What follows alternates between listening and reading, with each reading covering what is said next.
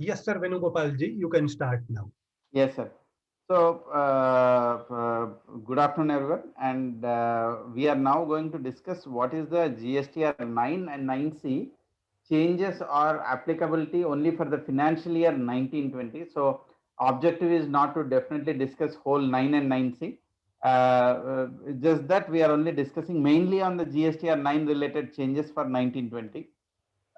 First and foremost, the legal provisions of both section 44(1) and 35(5) continues the same way.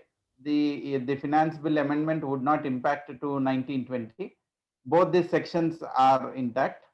But what is more important is the notifications that are applicable or that are relevant. Uh, Broadly, for the turnover up to the limit of 2 crores, GSTR 9 is optional and 9C is not required. So the notification for 9C not required is 79 by 2020. From 2 crores to 5 crores, 9 is required, it is mandatory. 9C is not required because the turnover limit has been amended in the rules itself. More than 5 crores, both 9 and 9C is required. The due date, the current due date for it is 28th February 2021. There are three documents which are very important. Four documents which are very important. One should be knowing. However, couple of these are old. The content for the GSTR 9 has been explained by way of press release which has been issued in 2019, 4th June and 3rd July. The expectation of the content, they have not been withdrawn, so that would continue. There is a relaxation, a substantial relaxation in the content that needs to be filed has been given in notification 56 bar 2019, simplifying the reporting. That most of it continues for 1920, wherever the changes I will tell. But this is one very important notification one has to remember. Then there is one circular which has been issued for non-filers. An SOP has been issued for non-filers, including annual returns also. When you do not file within the time, what would happen is like the 3A would be issued, notice would be issued, then the best judgment, all those process has been given. So this is these are a little older notifications that are also important. Coming to the notifications relevant for 1920, these are the notifications. The first and foremost notification number 95, where the due date for the financial year 1920 is 28th February 2021 as of now. As of now, this is the due date.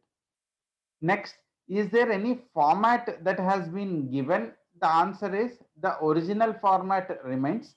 The notification 77, central tax dated 15th October 20, they have said, so for the words and figures financial year 1718 and 1819, the words financial year 1718, 1819, 1920 would be substituted, which means the existing GSTR 9 would be continuing for 1920 also, though there is no change in the format. However, we had this relaxation which came by way of this notification 56. We had this relaxation which has come. So what is the status of that relaxation?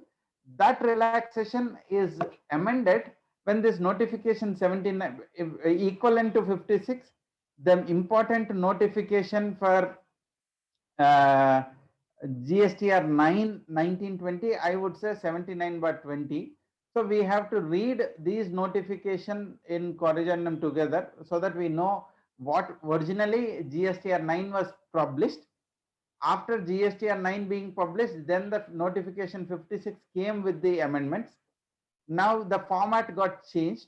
Then 79 has substituted some more things on that format. So every time whenever there is a change, we have to refer to the original things.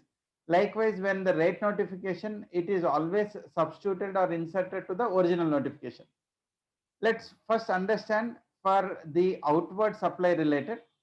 In an outward supply related, the reporting is between 4B to 4E. So for 4A, talks about outward supply related to B2C.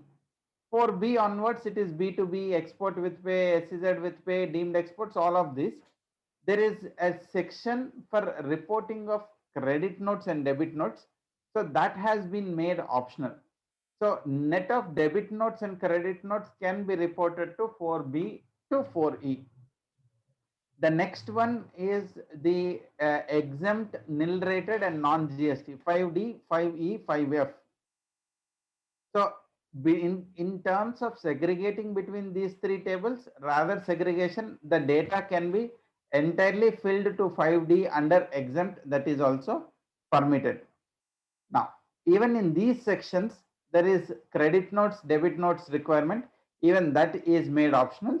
So net of debit notes and credit notes only, it can be reported in 5D totally.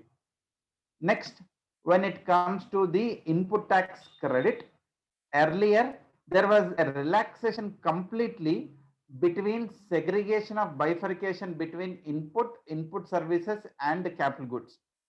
But for financial year 1920, it is expected the breakup of input tax credit of capital goods is required. So department is expecting you segregate between capital goods and the others. Between inputs and input services, you can record net of it under inputs only. So the segregation is now expected for capital goods to be segregated, which was not there in the earlier period.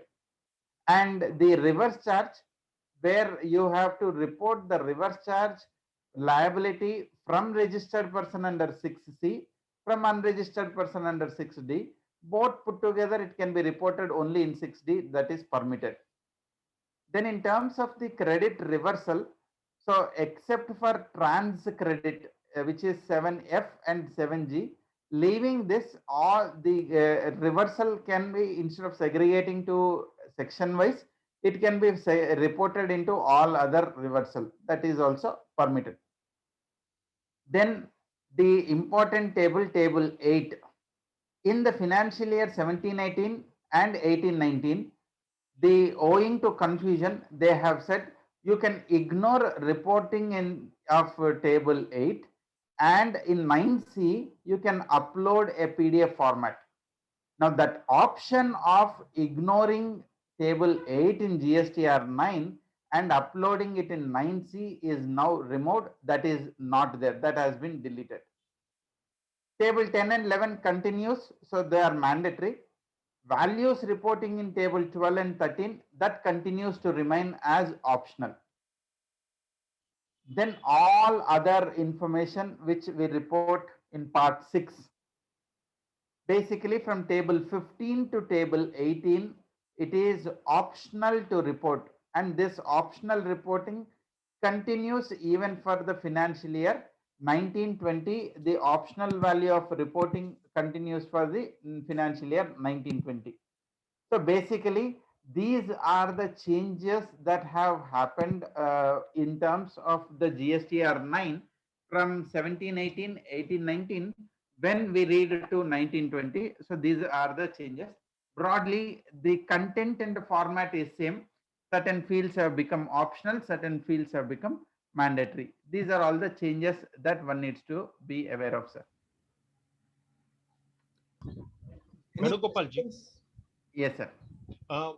If we are not able to differentiate capital goods and other than capital goods ITC, then what happens? It's a misrepresentation. Yes, we is like basically expectation from section 35. We have to have separate records, which means the SSC is not maintaining proper bookkeeping. So, as you rightly said, it is a misrepresentation only. Because what happened, everybody has not maintained separate records. Correct. They are not aware about it in 1920. So they will maintain the same records. Right. So now if we want to be corrected also, that is not going to be matched with my tax audit report and annual report also. Correct. So what to do? What do you suggest?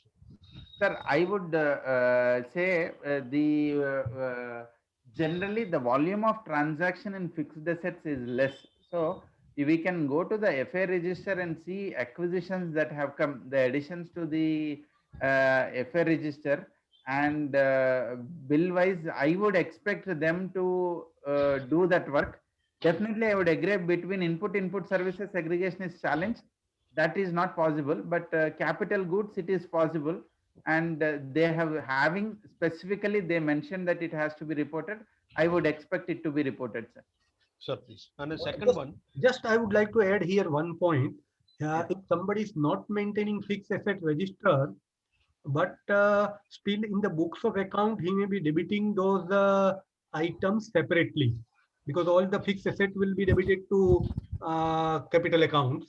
Correct. So from those accounts, he can pick up those invoices and separate them. Or from GSTR 2A, when I see 2A is giving me by vendor wise, maybe one simple VLOOKUP they can do and identify which are the suppliers, or if the suppliers are not huge, they have to do some exercise, but my answer is 100% they have to report.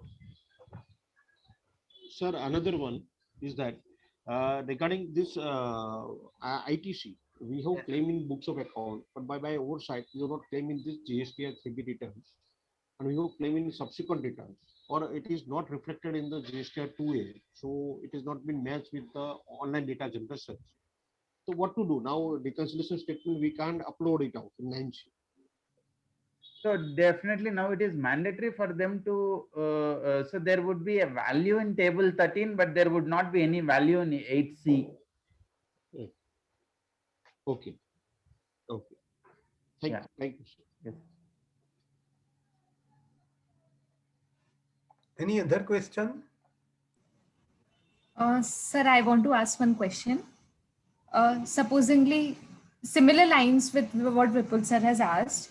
So in my table 8A, that is 2A figure, it is less than what I've claimed in my 3B, that is 8B plus 8C. Then the differential, do I need to pay through DRC 03 for this financial year 1920? Okay. Here, not value being available in GSTR 2A is the credit be denied. The answer I wouldn't say as affirmative, as long as you are fulfilling other conditions of section 16, subsection 2, because the Yes. 2AA has come now. The choice SSC is willing to fight with the assessing officer and wants to take the risk at that point in time. Maybe he can defer his payment.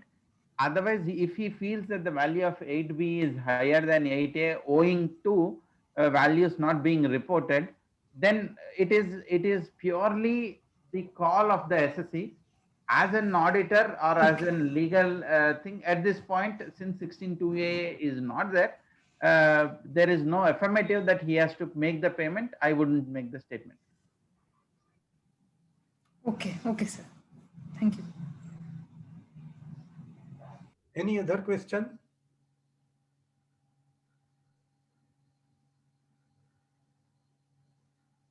I think there is no other question. So we will end this session here. I am stopping recording.